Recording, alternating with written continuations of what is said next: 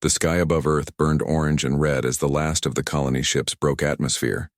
Commander Peter Collins stood on the bridge of the Harbinger, watching his home planet shrink on the view screen. He gripped the command rail until his knuckles went white.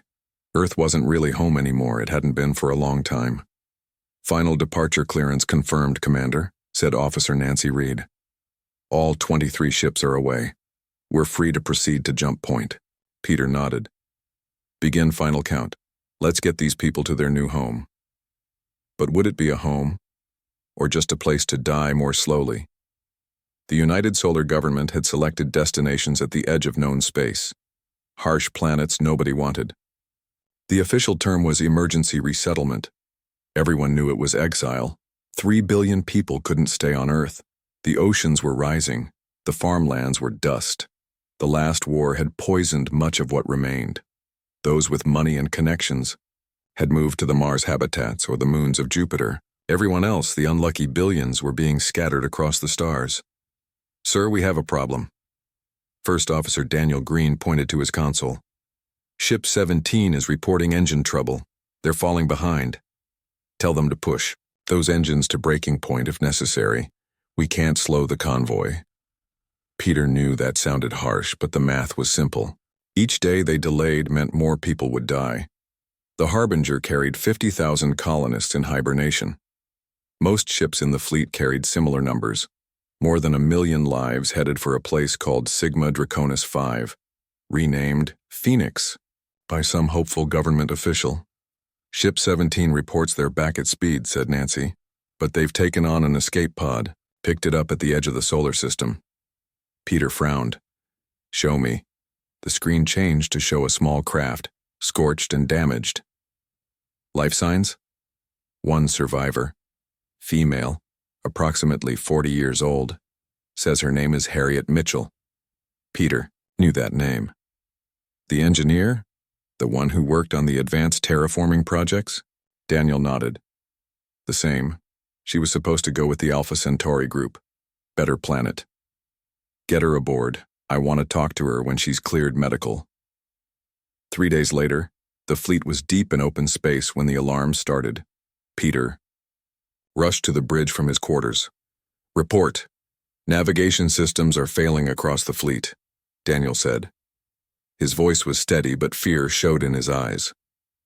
"We're being pulled off course." "By what?" "Unknown. Possibly a gravity well that wasn't on the charts." The ship shuddered. Through the view screen, Peter could see an unfamiliar star system ahead. This wasn't right. They were weeks away from any charted system. "Get me options, people. Now." The door to the bridge slid open. A woman with sharp eyes and wild gray hair walked in, still wearing a medical bracelet. Security officers followed close behind. "You're the commander?" she asked. Her voice was rough, like she wasn't used to speaking much. "This is a restricted area. How did you—" "Your systems are detecting a slip current. It's not on your charts because the government doesn't want people knowing about them." She pushed past him to a console. "I can help. Security, remove her. Listen to me. I worked on classified star mapping projects. These currents are like rivers in space. They can tear ships apart or carry them safely depending on how you navigate them." Peter hesitated. "We're losing control of the fleet." Harriet's fingers flew across the console. "Look here. If we adjust our approach vector and ride the current instead of fighting it, we can use it." "Use it for what?" "We're being pulled off course. To reach a habitable system." She showed him readings on the screen. "There. 4th planet. It's similar to the one you were heading for, maybe better." Daniel leaned in. "Sir, she's right. The readings match what we need." "And the slip current will get us there in days instead of weeks," Harriet added. "But we need to act now." Peter didn't fully understand what she was showing him, but they were out of options. "Do it." Harriet took control, sending new navigation instructions to the fleet. The ships adjusted their course, falling into formation behind the Harbinger. Instead of fighting the invisible current, they surrendered to it like leaves floating on a stream. The journey that should have taken weeks passed in days. When they emerged, A blue-green world hung before them. Sensors confirmed it was habitable, barely. Cold, but with breathable air and liquid water. Not the paradise Earth once was, but a place where humans could survive. "Start waking the colonists," Peter ordered. "Prepare landing parties." The first year on Phoenix was harder than anyone had expected. The soil was thin and acidic. The native plants were tough and bitter. The days were short, and the winters were long and brutal. Peter stood at the entrance of what had become their main settlement, a collection of prefab shelters and buildings constructed from the colony ships. The snow fell gently around him. "We've lost another 30 people this week," said Susan White, their chief medical officer. "Respiratory infections mostly. The cold is getting to them." Peter nodded. They had lost hundreds already. More would follow. "Harriet's team has something to show you," Susan added. "At the experimental farm." Peter walked through the settlement. People nodded to him, their faces thin but determined. No one complained anymore. They were beyond that. The experimental farm was a dome built from salvaged ship parts. Inside, Harriet, Mitchell and her team worked with plants under artificial lights. When Peter entered, she beckoned him over to a table covered with green shoots. "We've modified some earth crops to grow in the soil here," she explained. "Added genes from native plants. They're growing twice as fast now. Will it be enough?" "Not yet, but it's a start." She showed him diagrams on a tablet. "We're also working on a way to warm the planet, using reflectors in orbit to increase sunlight. Given enough time is what we don't have. We'll make it work," Harriet insisted. "This place could be better than Earth was at the end. We just need to adapt." That night, Peter sat alone in his quarters. He pulled out an old voice recorder, technology, simple enough to always work. After a moment's thought, he began to speak. "This is Commander Peter Collins, formerly of Earth Colony Ship Harbinger. We've been on Phoenix for 1 year now. Conditions are harsh. We've lost too many people." He paused. "The United Solar Government sent us here to die quietly, to solve Earth's problem by removing us from it. They chose planets at the edge of known space because no one would notice if we failed." He looked out his small window at the alien stars. "But we won't fail. Harriet Mitchell's innovations are giving us a chance. The people here have a strength I never imagined. They were cast aside, but they refuse to be forgotten." Peter's voice grew stronger. "They cast us out to die, but we will forge something greater from these flames. This is not the end of humanity. This is just the beginning." He set down the recorder and watched the twin moons of Phoenix rise over the horizon.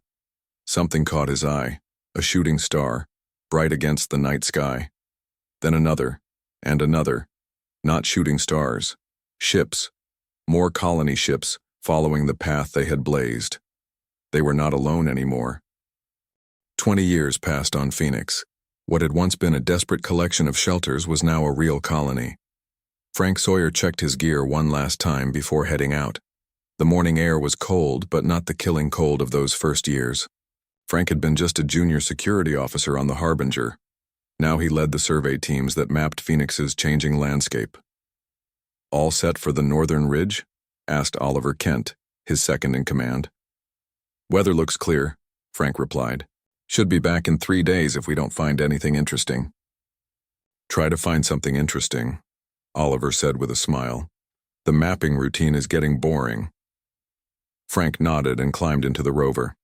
His team of 4 included a geologist, a biologist, and another security officer. They drove north, away from the main colony that now housed nearly 40,000 people. The colony had grown as more ships arrived. Some had followed the same strange current that brought the first fleet. Others came later, directed by Earth to expand the settlement. The rover climbed into the hills as the day warmed. Phoenix was no longer quite as cold as it had been. The orbiting mirrors that Harriet Mitchell had designed worked better than expected. They reflected additional sunlight to the surface, slowly warming the planet. "Stop here," called Paula Grant, the team's geologist. "I want to check these rock formations." Frank brought the rover to a halt. The ridge ahead showed exposed rock faces that had been hidden under ice when they first arrived. The team got out and began taking samples. "That's odd," Paula said after a while. "These look like tool marks." Frank came over to look. The rock face had straight cuts that nature couldn't have made. "Could be from one of the early survey teams," he suggested. Paula shook her head. "These are old, very old, and look at the pattern." The cuts formed a geometric design that disappeared into the hillside. Frank ran his hand over the marks. "We need to see what's behind this," he decided. The team set up small charges and carefully blew away the rock face. Dust filled the air, and when it cleared, they stood before an opening that led into darkness. "No one goes in until we get proper equipment," Frank ordered. But even as he said it, lights came on inside the cave. Not the flicker of flames, but steady electric light that revealed a hallway stretching deep into the mountain. "That's not possible," whispered Sean Wells, the biologist. This planet was uninhabited. Frank called the colony on his radio. "Base, this is Survey Team Alpha. We found something you need to see." 8 hours later, the site was filled with researchers. Lisa Warren, daughter of Harriet Mitchell, and now head of the colony's science division, led the team into the mountain. "These are ruins," she confirmed, but not ruins like anything we've seen before. The hallway opened into a large chamber filled with machines. Dust covered everything, but the technology was clearly advanced. Screens lit up as they approached, showing symbols no one recognized. "How old is this place?" Frank asked. Lisa checked her instruments. "Based on dust accumulation and decay rates, at least 50,000 years. Maybe much older." "Who built it?" "Not humans," Lisa said. "The doorways are too tall, the controls too high. They spent days studying the ruins. More chambers were found deeper in the mountain. Some held what looked like living quarters. Others housed machines that hummed to life when approached." Frank was meeting with colony leader Benjamin Walsh when the first distress call came in. "This is New Haven Colony," said a voice over the radio. "We need help. Our crops are failing, and we have disease spreading through the settlement." New Haven was one of 5 newer colonies established on nearby planets. None had been as successful as Phoenix. "Tell them we'll send supplies," Benjamin said, "and invite them to relocate here if they need to." Frank nodded. "Phoenix is becoming the center of human expansion out here." "Not by choice," Benjamin replied. "We're just the ones who survived." Over the next year, 3 of the 5 nearby colonies evacuated to Phoenix. The population swelled to 60,000. The technology found in the ruins helped. Lisa's team had learned to use some of the machines which could purify water and strengthen building materials. Then the visitors came. Frank was helping build homes for the New Haven refugees when the alarm sounded. He rushed to the colony center, where Benjamin and Lisa were staring at a screen. "Ships," Benjamin said. "Not ours." 3 vessels had entered orbit. Each was 3 times the size of the colony ships. Their designs were sleek, with curves that no human engineer would have created. "They're hailing us," said the communications officer. A face appeared on the screen. It was vaguely human-shaped, but with gray-blue skin and large black eyes. When it spoke, a computer translated. "Human settlement. You are in violation of Confederacy border regulations. This system is under quarantine by order of the Galactic Confederacy. You will prepare for evacuation." Benjamin stepped forward. "This is Benjamin Walsh of Phoenix Colony. We were unaware of any claim to this system. We are refugees from Earth and have no hostile intentions." "Your presence is illegal regardless of intent," the alien replied. "You have 1 planetary rotation to begin evacuation procedures." The screen went dark. "They can't be serious," Frank said. "Where would we go? Back to Earth?" Lisa was already working at a console. "We won't have to go anywhere. Admiral Pierce needs to see this." Gregory Pierce had been a young officer on one of the colony ships. Now he led Phoenix's small defense force, mostly retrofitted shuttles and maintenance craft. When he arrived, Lisa showed him what she had found in the mountain that morning, a room filled with weapons. "I think this planet was a military outpost," she explained. "That's why it was quarantined. The previous owners left in a hurry, but they left their tools behind." Admiral Pierce studied the alien designs. Can we use them? Some of them. The power systems still work. Lisa pointed to what looked like a cannon. This seems to be a defense system. I figured out the basic controls. When the alien ships returned the next day, Phoenix was ready. As they approached the atmosphere, energy beams shot up from 4 points around the colony. The lead alien ship took a direct hit and veered away. The others followed quickly. They'll be back, Admiral Pierce said, and in greater numbers. Then we'll be stronger too, Benjamin replied. Send messages to all remaining colonies in the Fringe systems. It's time we united. Frank looked up at the sky where the alien ships had vanished. They think they can push us around because we're newcomers. They don't understand what we've been through. No, Lisa agreed. They cast us out to the Fringe, but they don't realize what that did. It made us stronger. It made us survivors. That night, representatives from all human colonies in the region attended an emergency meeting. By morning, the Phoenix Accord was signed. Humanity would stand united at the edge of the galaxy. They would not be moved again. 50 years had passed since humans first landed on Phoenix. What began as a single desperate colony had grown into a network of settlements across 7 star systems. The Phoenix Accord, once just a defensive agreement, was now a true government. For the frontier humans, Dr. Alan Foster stood in his laboratory beneath the mountain where the alien ruins were first discovered. At 65, he was too young to remember Earth. He had been born on Phoenix during the difficult early years. Alan had spent his life studying the strange technology left behind by the unknown aliens. Dr. Foster, you need to see this, said his assistant Lily Jordan. She pointed to a display showing energy patterns. The translation program finally decoded another section of their database. Alan hurried over. For years they had been slowly learning the language of the mysterious builders. Progress was slow, but each breakthrough brought new knowledge. It's about their propulsion system, Alan said, reading the translated text. They didn't use normal space engines for long distances. They used something called slipstreams. What are slipstreams? Lily asked.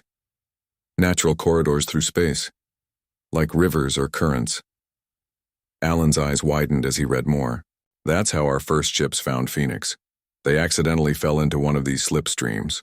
The builders mapped hundreds of them throughout this sector of the galaxy. Alan looked up at Lily. Do you realize what this means? These slipstreams could let us travel between stars in days instead of months. And according to this, the Confederacy either doesn't know about them or can't use them. Word of Alan's discovery spread quickly. Within months, the first experimental ships equipped with slipstream detectors were launched. Captain Kate Rodriguez commanded the exploration vessel New Dawn, the first ship designed specifically to navigate the hidden currents of space. Slipstream entry in 3 minutes, Kate announced to her crew. Everyone secure for transition. The New Dawn approached what looked like empty space, but their instruments showed an invisible current, a river flowing through the stars. The ship shuddered as it entered the stream. Outside the viewports, space itself seemed to blur. Stars stretched into lines of light. Stream velocity stable, reported navigator Owen Phillips. We're on course. At this rate, we'll reach the Centaurus junction in 6 hours instead of 3 weeks. Kate smiled. This was the 4th slipstream they had mapped. Each one opened new possibilities for human expansion. The Confederacy still maintained a blockade around the Phoenix sector, but they couldn't patrol what they couldn't see.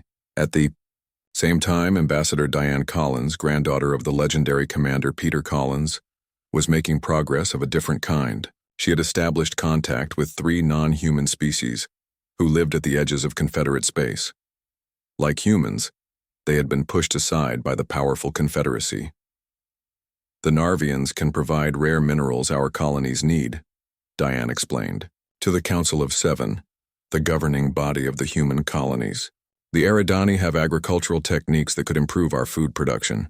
And the Volturi, well, they're engineers who make our best people look like children. Can we trust them? Asked Counselor Henry Reeves. We've all been burned by the Confederacy. That's exactly why we can trust each other, Diane replied. We all share a common problem. The Confederacy treats us as lesser beings. Together, we might be able to change that. The Council voted to establish formal alliances with all three species. For the first time, humans were not alone on the frontier. 2 months later, Captain Kate Rodriguez made the most important discovery yet. The new dawn emerged from a slipstream into an unknown region of space. Before them floated a massive structure, a space station larger than any human construction. "It's ancient," said Science Officer Paul Rivera. "Scans show it's been here for thousands of years. No life signs, but there are power signatures. Parts of it are still running."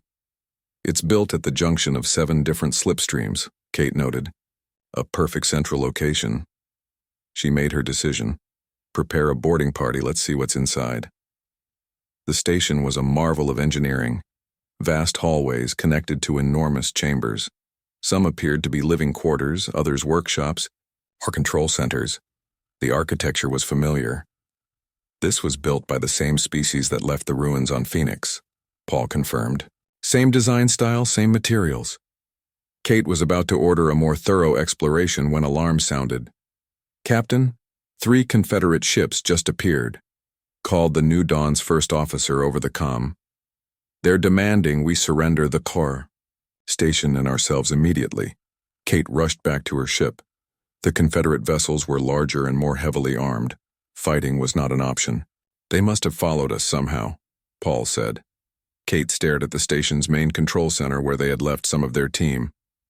"Or maybe they knew this place was here all along. They just couldn't find it without following someone who could sense the slipstreams." The Confederate commander appeared on their view screen. "Human vessel. You have illegally entered restricted space and attempted to claim Confederate property. Surrender now." Kate looked at her crew. They had come too far to give up. "Get me into the station's systems," she ordered her technical team. "The builders left defenses on Phoenix. I bet they left some here too." The Confederate ships moved closer, weapons charged. Kate's engineers worked frantically to understand the alien controls. Just as the first Confederate ship prepared to fire, they succeeded. From the station, energy beams lashed out, striking all 3 Confederate ships. They retreated quickly, jumping back into normal space. "They'll return with more ships," Paul warned. "Then we'd better learn how this place works before they do," Kate replied. "And we need to get a message back to Phoenix." Word of the station's discovery spread through the human colonies. The Council of 7 voted unanimously to commit resources to study and restore it. They named the station Haven, and it soon became the center of human expansion. Dr. Alan Foster moved his research team to Haven. There, they made their greatest breakthrough yet. The builders weren't just advanced technologically, he explained to the Council during an emergency session. They had a different relationship with physics itself. They could sense and manipulate forces we're just beginning to understand. "Like the slipstreams," said Counselor Reeves. "Exactly. And I believe that's why the Confederacy wiped them out. They had abilities the Confederacy couldn't control. The revelation sent shockwaves through the colonies. The humans and their new allies were not just fighting for territory. They were challenging a power that had eliminated entire civilizations to maintain control. The human colonies, now calling themselves the Fringe Alliance, began preparing for the inevitable Confederate response. Haven became their central fortress, a symbol of resistance. As Alan Foster continued unlocking the station's secrets, the scattered human settlements transformed into a united force. On Phoenix, a statue was erected honoring the first colonists who had unwittingly found not just a new home, but a new destiny for humanity among the stars. A century had passed since humans were exiled from Earth. The Fringe Alliance now controlled 32 star systems, united under a single government. Humans had transformed from desperate refugees into a rising power. The once feared Confederacy now viewed them as a serious threat. Admiral Samantha Hayes stood on the bridge of the Alliance flagship Defiance. At 42, she was young for her position, but conflict bred rapid advancement. The Defiance was a marvel of combined human and alien engineering, built using technology from both the ancient builders and the Alliance's newer allies. Confederate battle group detected, reported Bradley West, the sensor officer. 5 cruisers and 12 support ships entering the Proxima system. Samantha nodded. Right on schedule. Alert all ships to battle positions. The Defiance led a fleet of 20 Alliance vessels. On paper, they were outmatched by the Confederate forces, but Samantha had advantages her enemies didn't understand. All ships reporting ready, said her second-in-command Joel Fisher. The Narvian frigates are in position near the slipstream exit point. Good. The Confederates always attack in the same formation. They don't adapt. Samantha looked at the tactical display. Send the signal to Haven. Operation Firestorm is a go. Across the Proxima system, Alliance ships moved into position. The Confederate fleet advanced with confidence, unaware they were being lured into a carefully prepared trap. Meanwhile, on Haven Station, researcher William Chen was making a disturbing discovery. William had spent years studying the records left by the ancient builders. Most were technical manuals or scientific data, but he had recently found what appeared to be historical records. Director Jensen, I found something you need to see, William said, entering the research director's office. Linda Jensen looked up from her desk. Please tell me it's the weapons schematics the military keeps asking for. It's something more important. William placed a data tablet on her desk. I've managed to decode more of the builders' history. I know why they disappeared. Linda picked up the tablet and started reading. Her eyes widened. This can't be right. I verified it 3 times, William said. The builders weren't just pushed aside by the Confederacy like we were. They were systematically eliminated.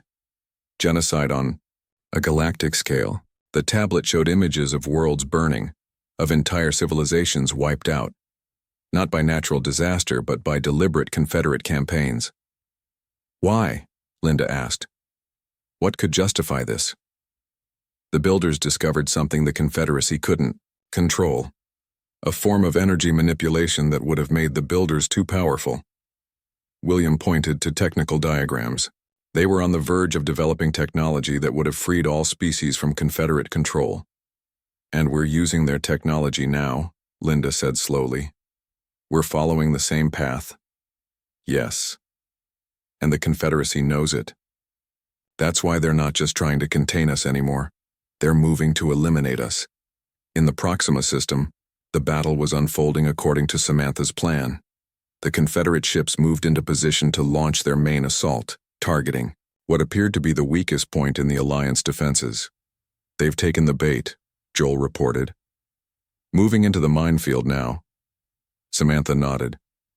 Activate the field. Throughout the area, devices stolen from Confederate supply depots activated. They didn't explode like conventional mines. Instead, they created localized distortions in space. Miniature slipstream apertures that played havoc with Confederate navigation and weapons systems. Now, Samantha ordered. Alliance ships darted in from multiple directions, using the confusion to launch precision strikes against the Confederate vessels. At the same time, the slipstream behind the Confederate fleet flared with energy as 3 massive Volturi battle cruisers emerged. The Confederate fleet was caught between 2 forces, their technical advantage negated by the spatial distortions. Within hours, the battle was over. 7 Confederate ships escaped. The rest were destroyed or captured. Send word to all Alliance worlds, Samantha told her communications officer. Let them know the Confederacy's unstoppable battle group has been defeated. As news of the victory spread, another significant development was unfolding. For the first time in decades, direct communication had been established with Earth. In a secure chamber on Haven, Alliance President Howard Miller met with the Earth representative, a nervous man named Victor Lane. The Confederate overseers don't know I'm contacting you, Victor said. His holographic image flickered slightly across the millions of miles. Earth has been a client state ever since you were exiled. They promised to restore our environment in exchange for loyalty. And did they? Howard asked. Victor laughed bitterly. Enough to keep us alive. Enough to make us useful. Not enough to make us free. Why contact us now? Because things are changing on Earth. People have heard about the Alliance, about your victories. There are uprisings in every major city. Victor leaned closer. We need help. We need to know if the stories are true. Have you really built something better out there? Howard thought carefully before answering. The Alliance had avoided contact with Earth for fear of Confederate retaliation against their former home. We have built something, he said finally. Not perfect, but free. The Alliance isn't just humans anymore. We've united with others who were pushed aside by the Confederacy. We've learned from each other, grown stronger together. Victor smiled. That's what I hoped. Earth is ready to join you. The people are organizing. We just need support. It would mean open war with the Confederacy, Howard cautioned. We're already at war, Victor replied. We just haven't admitted it yet. After the communication ended, Howard called an emergency session of the Alliance Council. Representatives from all member species gathered to hear his proposal. For a century, we've built our strength in the Fringe systems, he told them. We've survived, then thrived, by staying away from Confederate core worlds. But now we have a choice to make. He showed them the communication from Earth, along with William Chen's discoveries about the Builder's fate. The Confederacy won't stop until we're eliminated. Just as they eliminated the Builders, our only choice is to take the fight to them. The council debated through the night. By morning, they had reached a decision. Operation Homecoming was authorized, a daring campaign to liberate Earth and bring the fight directly to the Confederacy. General Eric Davidson was chosen to lead the military campaign. Born and raised on the harsh Fringe worlds, he was known for unconventional tactics and bold strategies. We'll use what the Confederacy doesn't understand, he explained to his commanders as they planned the campaign. The slipstreams they can't navigate, the technology they fear, and most importantly, the diversity they reject. As the Alliance prepared for its greatest challenge, Admiral Samantha Hayes addressed her crews before they departed Haven. A century ago, humanity was cast out, sent to die on the fringe of known space. They thought we would disappear quietly. She smiled. Instead, we built something new, something stronger. Now it's time to take that strength back to where our journey began. The greatest fleet in Alliance history departed for Earth, ready to transform exile into empire. 200 years had passed since humanity was exiled from Earth. What began as a desperate struggle for survival had transformed into something no one could have imagined. The Human Cooperative, as it was now known, spanned over 100 star systems. The once mighty Confederacy had fallen, replaced by a new galactic government where humans and former subject species worked together as equals. President Julia Martinez stood at the speaking platform in the Grand Assembly Hall of Haven Station. Born on Phoenix, she had never seen the original Earth until the Liberation Campaign. Now, at 53, she had been elected to lead not just humanity, but a diverse coalition of species. Below her, thousands of representatives from across the galaxy filled the enormous chamber. The hall had been rebuilt and expanded many times as the ancient station grew from a military outpost into the center of a new civilization. Humans sat alongside Narvians, Eridani, Volturi, and dozens of other species, including several former Confederate members who had switched sides during the final war. 2 centuries ago, Julia began, humanity faced extinction. Our homeworld was dying. The powerful cast us out, sent us to the fringe of the galaxy to disappear. We were meant to fade away. A footnote in galactic history. The chamber was silent. Even those species who had no connection to human history knew the story. It had become the founding legend of their new society. Instead, we found strength in our exile. We discovered the legacy of the Builders, a civilization the Confederacy had tried to erase from memory. We formed alliances with others who had been pushed aside. Together, we built something new from the ashes of our old lives. On Earth, people gathered and rebuilt cities to watch the broadcast. The planet had been restored after decades of careful work. Oceans that had once been toxic now teemed with life.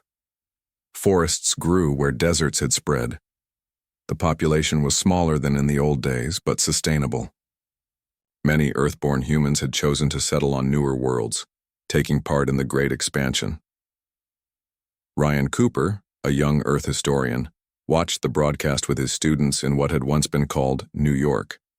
The ruins of the old city had been preserved as a monument, but the new settlement was built with technology that worked with nature rather than against it. That's our history, he told his students. Not just Earth's history, but human history. We nearly destroyed ourselves, but found a new path forward. In orbit around a distant star, Captain Sharon Lewis commanded the exploration vessel Discovery. Her crew included humans, Narvians, and Eridani, all working together to map systems beyond known space. As they watched the president's address, Sharon thought about how far they had come. Her great-grandparents had fought in the war against the Confederacy. Now she led peaceful missions of scientific discovery. Back in the assembly hall, President Martinez continued her address. Today, we open a new chapter. The Galactic Council is formally established. No longer will any one species or group dominate others. We have learned that true strength comes from diversity, from cooperation, from embracing our differences rather than fearing them.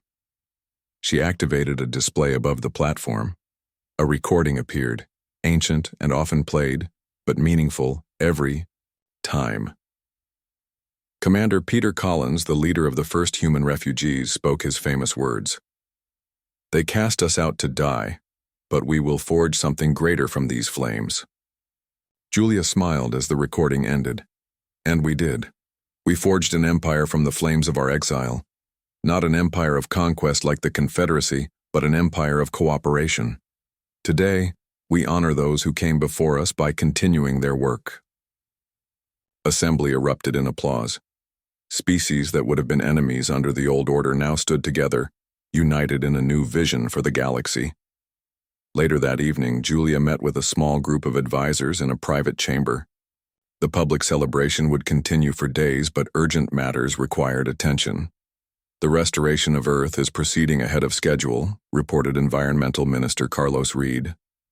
The terraforming techniques developed on Phoenix and other colonies worked better than expected. Within 5 years, Earth's ecosystem will be fully self-sustaining. Good, Julia said. And the old Confederate worlds? Most have joined our coalition willingly, said Foreign Minister Zara Kwan. A few remain independent but pose no threat. The old power structures have been dismantled. The meeting continued with reports from various departments. The new society wasn't perfect. Nothing involving so many different species and interests could be, but it was stable and growing. Then Science Director Owen Parks brought up the final item on the agenda. The deep space probes have returned data from beyond the galactic barrier, he said, looking troubled. We've detected anomalies that match nothing in our records. Not human, not Confederate, not even the builders. He displayed the probe's findings. Strange energy patterns showed something massive moving toward the galaxy. Whatever it is, it's not natural, Owen continued. It's a constructed object or objects larger than anything we've encountered, and it's coming this way. The room fell silent as the implications sank in. After centuries of struggle, after finally achieving peace, a new unknown approached. How long do we have? Julia asked. At current speed, 50 years. Maybe less if it accelerates. Julia stood and walked to the window overlooking the vast station. Below, thousands celebrated, their new beginning unaware of what might be coming. We'll need to form a research committee immediately, she said. Bring together our best minds, all species, all disciplines. If there's one thing we've learned, it's that we're strongest when we face challenges together. Owen nodded. I'll begin assembling the team tonight. As her advisors left, Julia remained at the window. The journey that began with desperate refugees fleeing a dying Earth had led to this moment. Humanity had survived exile, war, and profound change. They had built an empire from the flames of their darkest hour. Whatever came next, they would face it not alone, but united with others who had once been strangers. The fringe worlds that were meant to be humanity's grave had instead become the foundation of something greater than anyone could have imagined. Julia thought of all those who had come before, Peter Collins, Harriet Mitchell, Frank Sawyer, Lisa Warren, and countless others whose names were now legend. They had believed in a future worth fighting for, even when all seemed lost. Now that future faced a new test. But this time, humanity would not face it alone. Outside the window, the stars stretched endlessly. Whatever waited beyond the galactic barrier. Julia knew one thing with certainty. The greatest chapters of their story were still to be written,